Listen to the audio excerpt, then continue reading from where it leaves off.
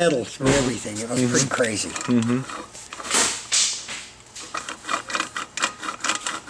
You can hear something in there, huh? What's that? You guys think you can hear that and feel it? Yeah, oh yeah. And I'd hate to go through all that and put a oil pump on it. It didn't work right.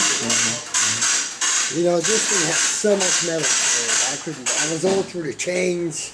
I'm replacing these guides right here because, as you can see, they got wore down and parts of them started breaking off.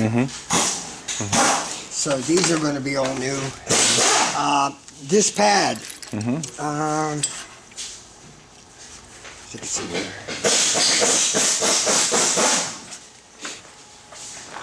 It must have been a metal that was in there, but it literally broke the pad that's on here.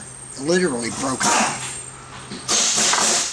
That's for this chain here. And luckily, like I said, I want to replace the chain, but luckily it didn't destroy the crankshaft. Because the crankshaft itself, believe it or not, is $6,000. Wow. It looks pretty clean inside. I mean, I guess other than having that metal in it, huh? Yeah, everything's getting cleaned up. Yeah. Everything's definitely getting flushed. The head's checked out okay. Good. So that's all I'm waiting for is that shaft. Okay.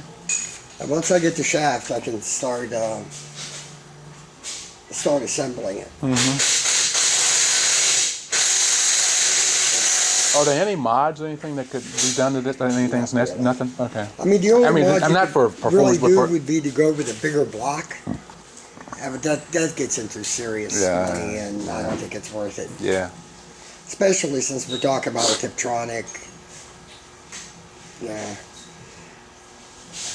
It's too hard to remap a Tiptronic transmission for performance. And we don't want to destroy that because that's gearbox is $17,000.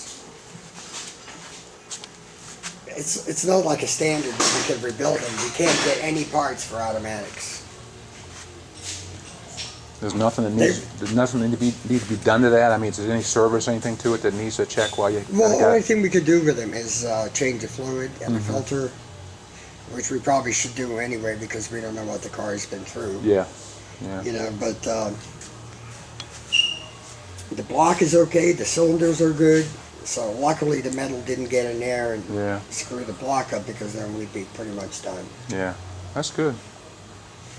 That's good. You know, the other thing I was going to do while we had it is put a new water pump on it. That would save you 6 hours of labor. Later on. It would have to be done a little bit later. So the oil pump thing, you say you're going to look for an oil pump or try to get? Pardon me? You're looking for another oil pump? Is that what you? Yeah, that's what I have a bunch of people I called out see if you can find. It's $512 for a new one. So if I could find a good used one. Well, is there a kit that just replaces the gears, or is No, they don't sell the gears separate. Wow. The only way you could get it is to get the whole damn housing. And you can see where it's, I guess, eating into the. Is that what you look at? Yeah, it started going in here and rubbing here. Yeah. And see right here? Yeah. I don't want to play with oil flow. Yeah, You know what I mean? That's right, yeah. That could be a dangerous thing. Cams look okay? Yeah. Oh, that looked good. That was no problem. So we should be good, like I said, once I get the shaft. I can start putting it back together. Now, they talk about that shaft having IMS as a replacement thing that when you go back, Oh, the bearing? with the improved. Right. Yeah, but see, the new shaft is already good. Comes with that improved bearing. Yeah. You know, so we won't have to do. That's your transmission. It had some drips. I guess that rear main seal was a drip I saw when I. Well, the rear main seal is right here on the back of the crankshaft. Okay. Is that where you normally see the drip? Because this thing was just sitting. I was driving, just had drips and just sitting there dripping. So I guess they talk about rear main seals and one of those things that go bad too. Yeah, that's getting a new one. So.